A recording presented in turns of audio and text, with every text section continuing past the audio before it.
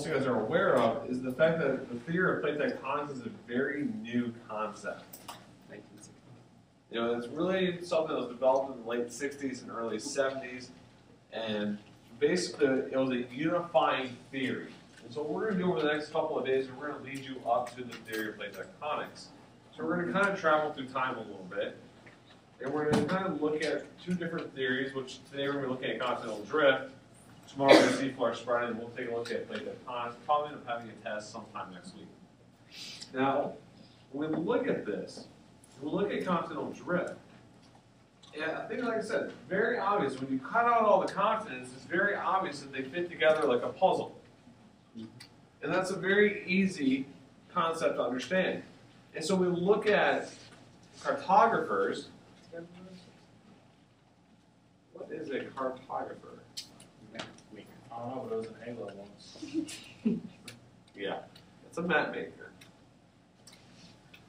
So cartographers, was they're starting to do a lot of exploration during the late 18th century, people are starting to get these world maps, and they started to realize that some of these coastlines are starting to match up.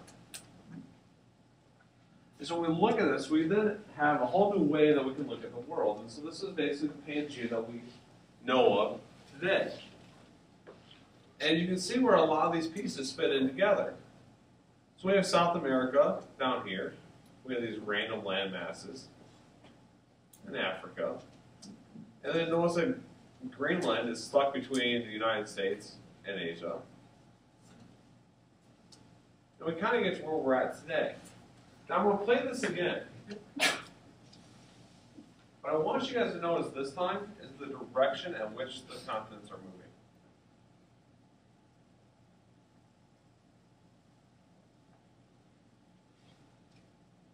So did all the continents move in the same exact direction? Were their movements consistent, meaning moving at the same rate? So maybe that was a little hard to see. So here's what I want you to pay very close attention to the movements of North America and the movements of India. India was pretty quick. Yeah. India is moving very quick, which explains why we have one of the highest mountain ranges right there. The Himalayas is actually caused by the collision of the Indian subcontinent with the Asia continent. And it's because of the speed at which India is moving, it creates so much force, and it literally just slams into Asia. But then when you look at North America, it doesn't really do much. It just kind of twitches around over there. But then you notice that we have these two pieces of water that open up right here with Greenland. So, we have this theory. You guys can plainly look at the continents, and you can clearly see that these continents fit together at one time. Now put yourself back 2 or 3 centuries, and think about having that discussion with your fellow peers. Like, hey,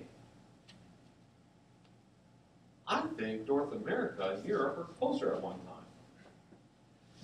How do you think that's going to go over?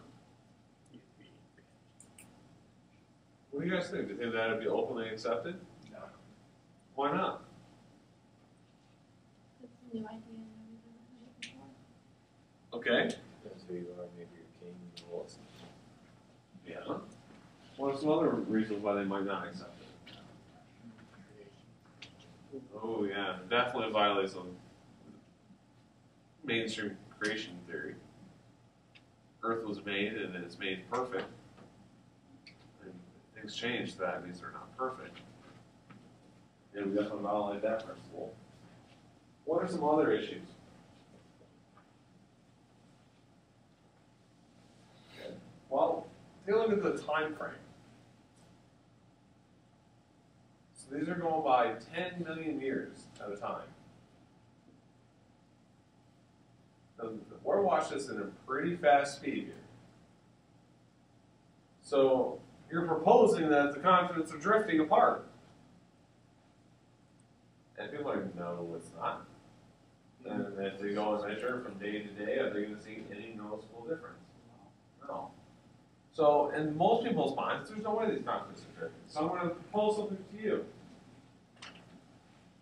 What are some other things that we could find besides the coastlines? Obviously, the coastlines match up. What are some other things that we could use to show that these continents were connected at some point in time? Rocks and minerals. Rocks and minerals, what do you mean? So if they had like the same type of rocks there, and then all the way over there, that'd be like impossible, but since they're close together, that's why. Okay, so let's write that down. Matching rock types. I like that idea. So we have matching rock types. Okay? Other ideas. Again, what other evidence can we collect that would tell us that these were definitely connected at some time? Sure.